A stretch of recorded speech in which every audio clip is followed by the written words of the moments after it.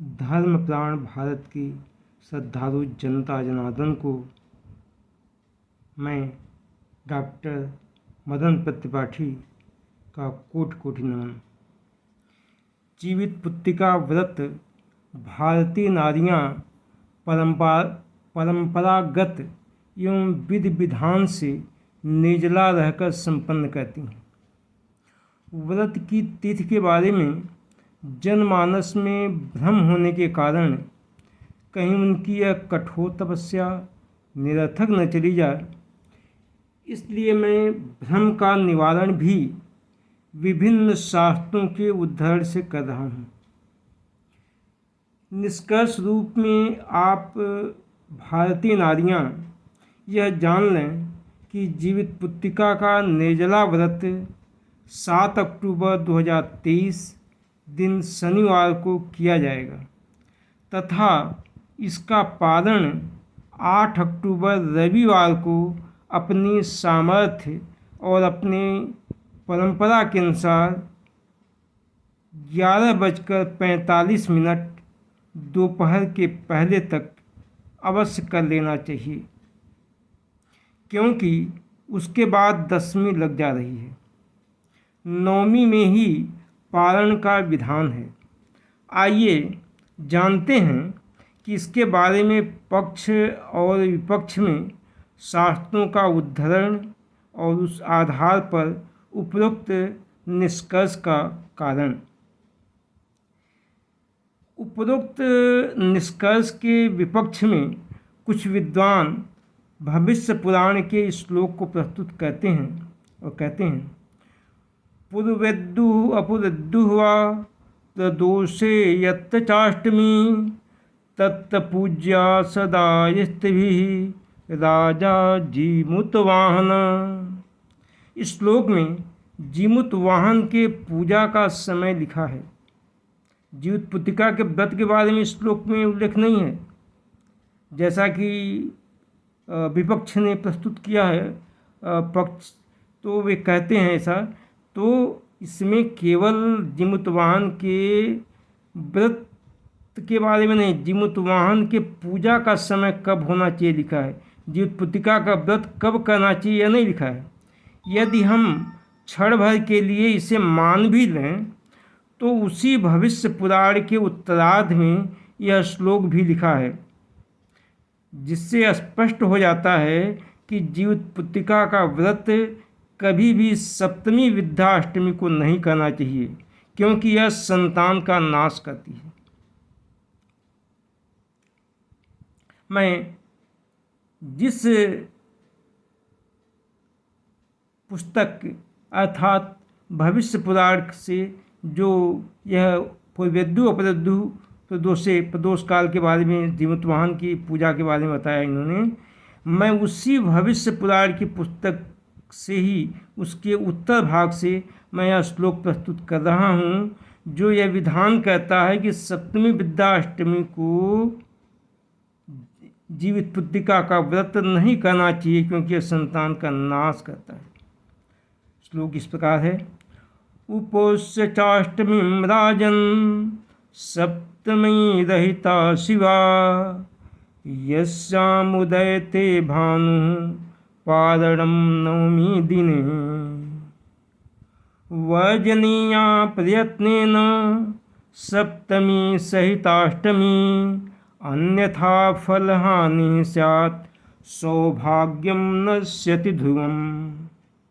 अर्थात पक्षीराज गरुण राजा जीमूतवाहन से कहते हैं, हे राजन, यह व्रत सप्तमी से रहित और उदया तिथि की अष्टमी को ही करें तथा नवमी में पारण करें और प्रयत्नपूर्वक सप्तमी विद्याष्टमी का त्याग करें, अर्थात उस दिन व्रत न करके शुद्ध अष्टमी को ही व्रत करें। यदि इस पर ध्यान नहीं दिया गया तो फल नष्ट हो जाएगा और सौभाग्य तो अवश्य ही नष्ट हो जाएगा। यह कथन है उसी भविष्य पुराण के उत्तरार्ध भाग में लिखा है श्लोक।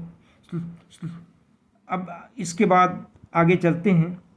यदि परंपरा की बात करें तो भविष्य पुराण के उत्तरार्ध के उपरोक्त श्लोक का पालन करते हुए जनमानस अर्थात स्त्रियां सप्तमी विद्या अष्टमी के दिन व्रत न रहें, अर्थात उन्हें सप्तमी विद्या अष्टमी के दिन व्रत नहीं रहना चाहिए, बल्कि शुद्ध अष्टमी उदया तिथि अष्टमी को ही व्रत रहना चाहिए। यह बात जो है कि सप्तमी विद्या अष्टमी के दिन व्रत नहीं रहना चाहिए बल्कि शुद्ध अष्टमी उदया तिथि अष्टमी को ही व्रत रहना चाहिए, इस बात को सभी भारतीय नारियां हर साल जीवित पुत्रिका व्रत की कथा में यह कहानी सुनती हैं, जो सैकड़ों ही नहीं हजारों वर्षों से चली आ रही है। यदि आपको मेरे इस बात पर विश्वास न हो तो जीवित पुत्रिका व्रत की कथा की कोई भी पुस्तक उठा लीजिए, उसमें भी यह उपरोक्त कथन लिखा हुआ आपको मिल जाएगा। इसमें निर्णय सिंधु में भी ऐसा आया है कि सप्तमी विद्या अष्टमी का निषेध है। आपस्तंभ धर्म सूत्र में भी आया है। निर्णय सागर और निर्णय विवेक में भी स्पष्ट लिखा है कि सप्तमी विद्या अष्टमी में जीवित पुत्रिका का व्रत नहीं करना चाहिए, इसका निषेध है।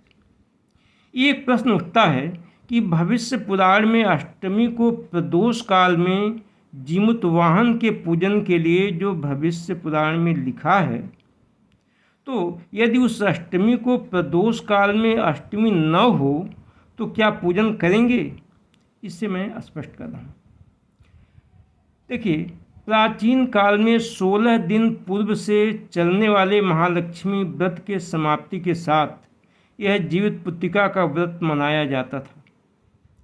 आज भी पूर्वोत्तर भारत, उत्तर प्रदेश, मध्य प्रदेश, बिहार आदि स्थानों पर कहीं कहीं अभी भी यह व्रत 3 दिन के रूप में मनाया जाता है, जिसमें पहला दिन खाए नहाए के नाम से प्रसिद्ध है, दूसरा दिन शुद्ध अष्टमी उदया तिथि का होता है जिस दिन निर्जल व्रत स्त्रियां रहती हैं, और तीसरे दिन नवमी में पारण करती हैं। 6 अक्टूबर खाए नहाए पूजन का दिन है। इस दिन प्रदोष काल में अष्टमी है, जिसमें जीमूत वाहन की प्रदोष काल में आप पूजा करें। आज मतलब 6 अक्टूबर को केवल एक ही वक्त भोजन करें, अर्थात केवल रात में। इसके बाद 7 अक्टूबर को निर्जला व्रत रहें तथा 8 अक्टूबर को सूर्योदय से 11:45 दोपहर के पहले ही पारण कर लें। कुछ लोग जो केवल एक ही दिन जीवित पुत्रिका व्रत रहती हैं, वे 7 अक्टूबर शनिवार को, जो शुद्ध अष्टमी तथा उदयातिथि होने के कारण पूरे दिन अष्टमी मानी जाएगी, इसी दिन निर्जला व्रत रहकर प्रदोष काल में जीमूत वाहन का पूजन करेंगी। काशी हिंदू विश्वविद्यालय यानी BHU से प्रकाशित विश्व पंचांग, जो संस्कृत भाषा में ही प्रकाशित होता है तथा सभी पंचांगों में सर्वश्रेष्ठ होने के कारण निर्णय में भी सर्वमान्य है, उसमें भी 7 अक्टूबर 2023 को ही जीवित पुत्रिका व्रत करने का निर्णय दिया गया है। तो इन सभी आधारों पर निष्कर्ष रूप में जीवित पुत्रिका का व्रत 7 अक्टूबर 2023 दिन शनिवार को ही संपन्न होगा, इसमें कोई संदेह नहीं होना चाहिए। धन्यवाद।